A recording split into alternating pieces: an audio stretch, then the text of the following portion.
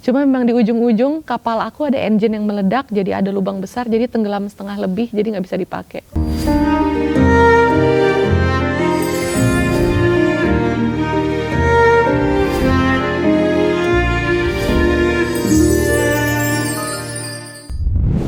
Hai Sobat iNews dimanapun Anda berada, senang sekali Deep Talk with Syam Hakung bisa kembali temenin teman-teman semua Sobat iNews.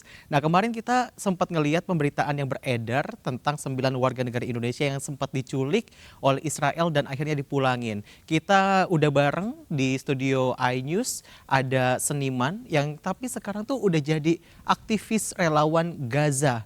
Ada Ciki Fauzi. Kak Ciki apa kabar? Baik, alhamdulillah. Assalamualaikum. Waalaikumsalam. Kak Ciki, aku mau mulai dulu. Gimana perjalanannya kemarin? Wow, ups and downs banget. Tapi overall ini perjalanan humanitarian yang challenging, beresiko, tapi indah banget. Indah. Sebelum aku mau masuk ke perjalanannya Kak Ciki kan anak dari seorang artis yang terkenal gitu kan, artis senior, Kak Ciki juga seniman. Kenapa sih mau jadi relawan susah-susah kayak Itu gitu? hati nurani sih. Panggilannya dari mana Iya, sih? sesimpel hati nurani aja. Kayak kalau soal Palestina, soal Gaza, ini sebenarnya soal yang ditularkan sama almarhum ibuku. Karena kalau kita bergerak untuk Palestina, ada banyak vessel nih. It is always multi-vessel. Ada vessel akidah, karena sebagai muslim kita ada kewajiban nih, ada hujah yang harus kita perjuangkan di akhirat, membela Baitul Maqdis. Makanya aku suka gambar nih kayak Dome of Rock, Kubatu Sokroh di produk-produk Cikigo ya, untuk building the culture of Baitul Maqdis. Nah, selain itu ada vessel humanity juga. Dan kemarin bersama teman-teman Global Sumut Flotillah itu bergerak atas dasar humanity.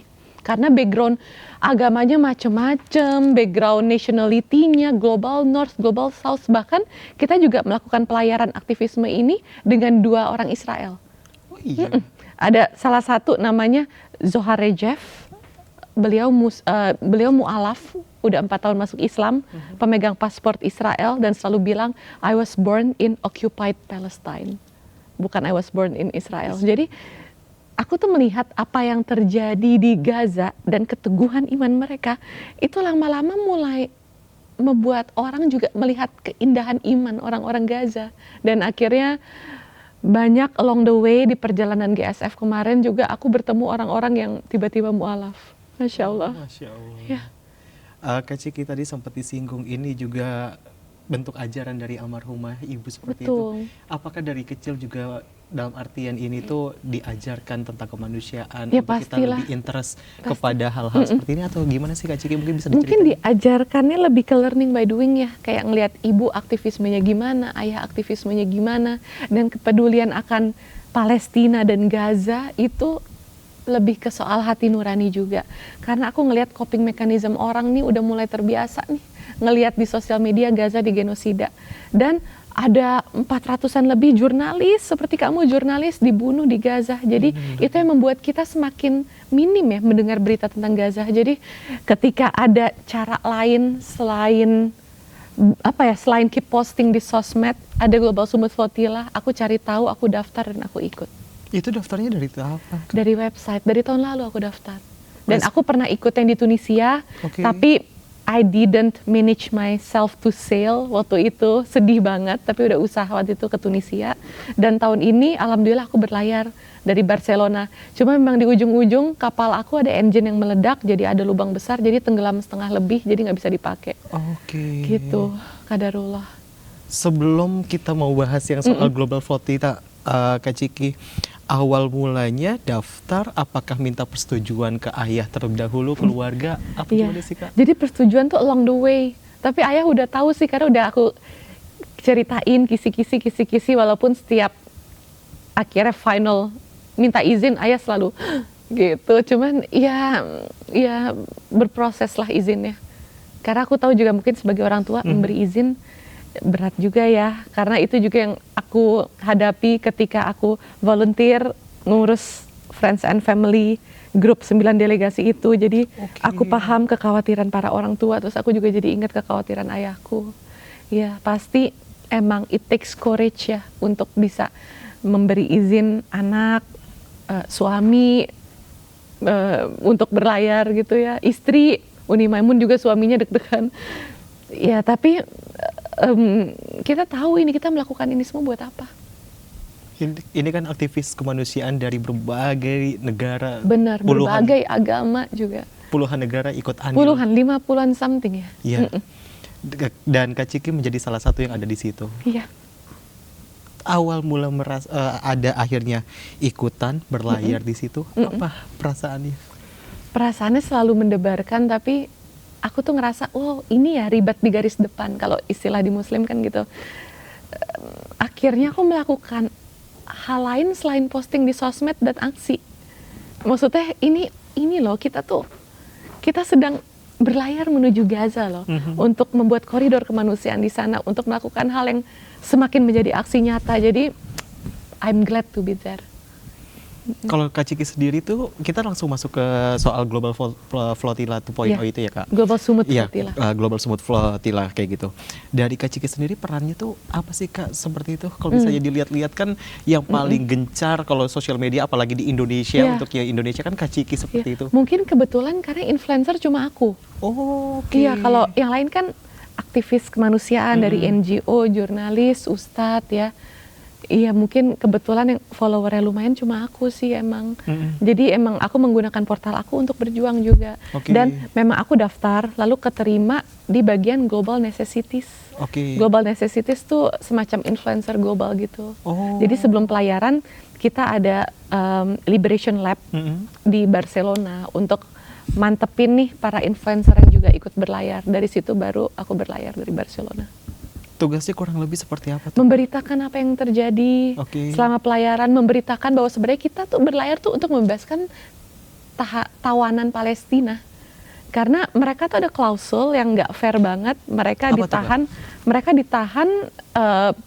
ditahan bisa berapa lama pun tanpa ada dasar hukum yang jelas. Ya, kalau kita itu kan dilindungi international law, dilindungi UNCLOS, dilindungi Konvensi Genoa. Jadi Israel tuh sebenarnya nggak ada landasan hukum untuk menculik kita di perairan internasional. Karena namanya perairan internasional, high sea, itu bebas dilayari siapapun asal tidak berhubungan dengan perdagangan manusia, kejahatan dan lain sebagainya. Tapi di sini aku ngelihat ini ada double standard, bahkan triple standard. Karena ketika aku berlayar dari Barcelona menuju etape kedua di Italia, karena kan kita nggak bisa langsung ke Gaza karena harus loading minyak, solar. Bukan bensin.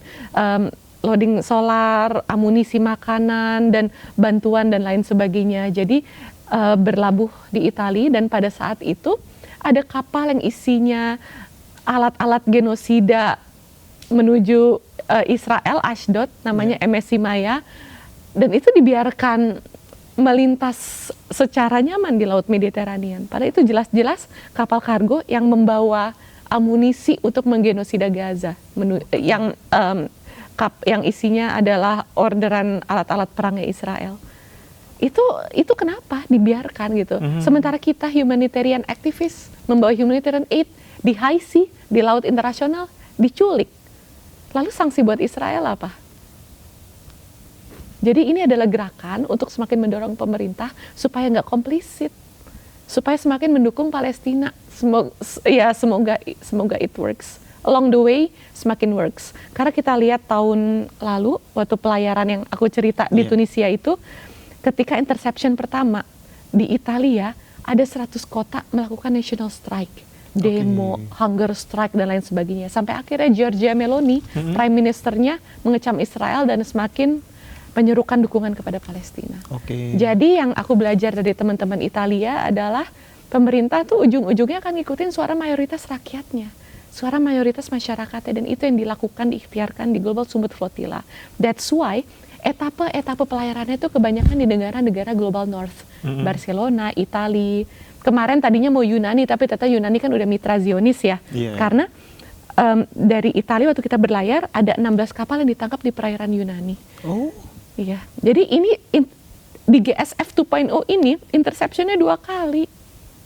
Tapi yang pertama itu yang Tiago dan Saif ditahan rada lama, salah satu ketua kita, steering komite kita. Iya, gitu. Nah, kenapa etape pelayarannya mostly di negara-negara Global North untuk ini mengubah narasi negara-negara barat yang biasanya ally sama Zionis Israel. Narasi-narasinya apa sih kayaknya? Ya mereka kan mendukung Zionis, mendukung Oke. Israel, mostly pemerintahnya kan, mitranya lah gitu. Jadi keberadaan para aktivis itu di Global Smooth Flotilla atau strong passport istilahnya itu penting banget gitu. Makanya dalam suatu komposisi kapal itu selalu dikombinasiin orang-orang Global North yang punya white privilege dengan orang-orang Global South kayak saya, Oke. colored, Muslim dan lain sebagainya.